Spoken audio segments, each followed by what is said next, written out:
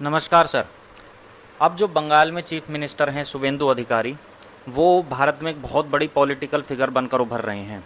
तो आप इनके बारे में बताइए कि ऐसी क्या खास बात है कि इस वक्त भारत में ये सबसे बड़ी पॉलिटिकल फिगर बनकर उभरते दिख रहे हैं राज्यों के अंदर।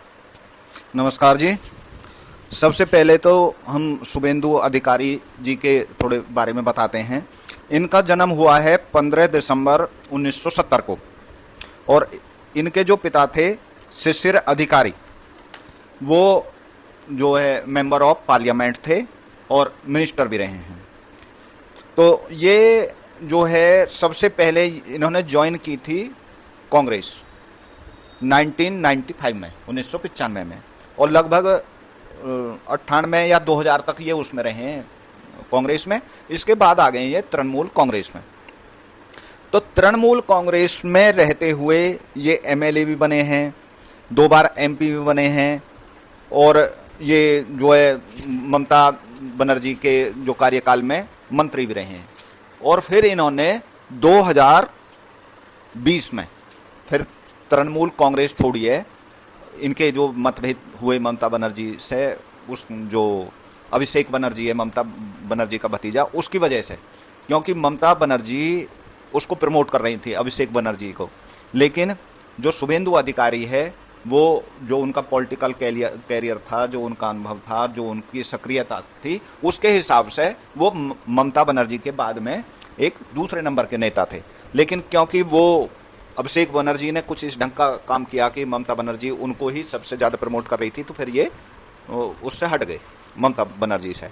और 2021 का में ये जीते नंदीग्राम से ममता बनर्जी के खिलाफ बीजेपी के टिकट पर, और 2026 में ये जीते हैं दोनों जगह से, नंदीग्राम से भी और भवानीपुर की सीट पर इन्होंने ममता बनर्जी को हराया है। तो ये सबसे ज़्यादा आप बता रहे हैं कि हकदार थे ममता बनर्जी के बाद, लेकिन उन्होंने एक तरीके से अपने भाई भतीजावाद को प्रमोट किया।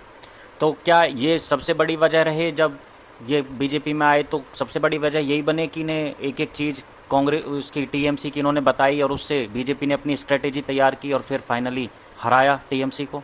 देखो जी, जो इनका अनुभव है वो इतना ब्रॉड है। आप अगर इनका देखें कि ये एक छोटी सी छोटी पोस्ट जो है, पार्षद से लेके MLA, MP, cabinet minister, standing committee के मेंबर, इनका बहुत ही ब्रॉड अनुभव है एडमिनिस्ट्रेशन के मामले में। दूसरी बात, इनकी जो है, जैसे कहते हैं ना कि एक बिल्कुल ग्राउंडेड पॉलिटिशियन वो हैं। ये ऐसे नहीं है कि कहीं से बस किसी के नाम पर आगे और हवा में बस ये नेतागिरी कर रहे हैं। ये बिल्कुल ग्राउंडेड है, एक एक वर्कर से इनका कनेक्शन है, क्योंकि ये कांग्रेस में रह चुके हैं, तृणमूल कांग्रेस में रह चुके हैं। तो ये बहुत ही उन पार्टियों की जो कमजोरी है, जो ताकत है, जो उनके लीडर हैं, जो उनका व्यवहार है, उन सबको भी अच्छे ढंग से जानते हैं। और ये जो है, जब 2021 का इलेक्शन हुआ था तो भी इनको फ्री हैंड दिया गया था, लेकिन जो है उसमें थोड़ी कमी रही। और जब 2024 का इलेक्शन हुआ तो अभी इनको फ्री हैंड दिया गया, जो एमपी के इलेक्शन हुए, लेकिन उसमें बीजेपी की सीटें घटी। तो जो है इनकी क्रिटिसाइज किया गया, जो बीजेपी के ऑल लीडर थे, जो हकदार बन रहे थे, कि भाई इन्होंने तो और सीटें घटवा दी हैं। लेकिन जो आला कमान है, मोदी जी हैं और अमित शाह जी हैं, उन्होंने इनके ऊपर विश्वास जाहिर किया। इन्होंने बताया कि भाई यहाँ पे जो बंगाल है उसकी स्थिति ऐसी नहीं है कि जैसे आप हर जगह फेयर इलेक्शन करा रहे हो। आपकी जिम्मेदारी ये है कि बस बढ़िया इलेक्शन हो जावे। यहाँ फेयर हो ही नहीं रहा। यहाँ तो एक आदमी को वोट पड़ेगी बस, सिर्फ यहाँ पे बिल्कुल पहले ही सब कुछ सेटिंग है, वो वोट डालनी नहीं दी जाएंगी। तो फिर उनके दिमाग में सबके में आ गई कि हाँ भाई ये बिल्कुल बात सही है, यहाँ इन सब रीति नीति से चलते हुए फेयर इलेक्शन नहीं हो पाएगा। तो अब जो इलेक्शन हुए हैं 2026 में, इन्होंने अपने ढंग से इस ढंग से काम किया कि कहीं भी कोई धांधली नहीं होने पावे। पैरामिलिट्री फोर्स बुला ली गई, दुनिया भर के जो वो ममता दीदी के वो थे चहेते अधिकारी, वो सब हटवाए गए और तब यहाँ पे फेयर इलेक्शन करवाया गया और तब ये विजित होकर उभरे हैं। तो अब जो ममता बनर्जी ने जितना भी यहाँ पे तुष्टीकरण के चलते बंगाल को बिल्कुल एक बांग्लादेश में परिवर्तित कर दिया, उसके ये खिलाफ बहुत बड़ी मुहिम छेड़ते नज़र आ रहे हैं। तो आप क्या मानते हैं कि ये कितना फ़ायदेमंद रहेगा, क्योंकि बंगाल एक सीमावर्ती राज्य भी है?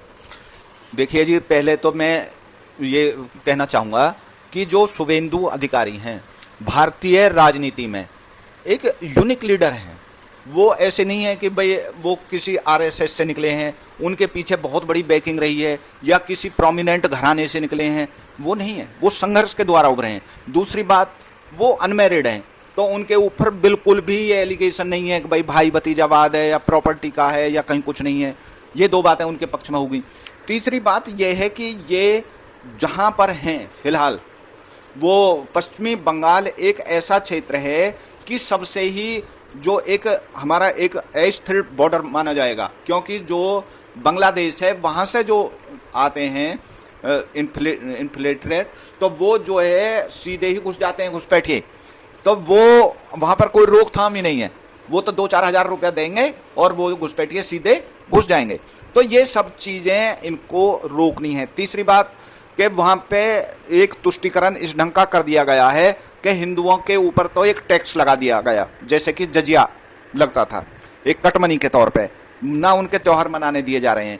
और जो मुसलमान हैं उनको इतनी फैसिलिटी दे दी गई कि अर्जी फर्जी राशन कार्ड बनवाए के, अर्जी फर्जी आधार कार्ड बनाए के, जितनी भी स्कीम थी सबका पैसा उनको दे दिया गया।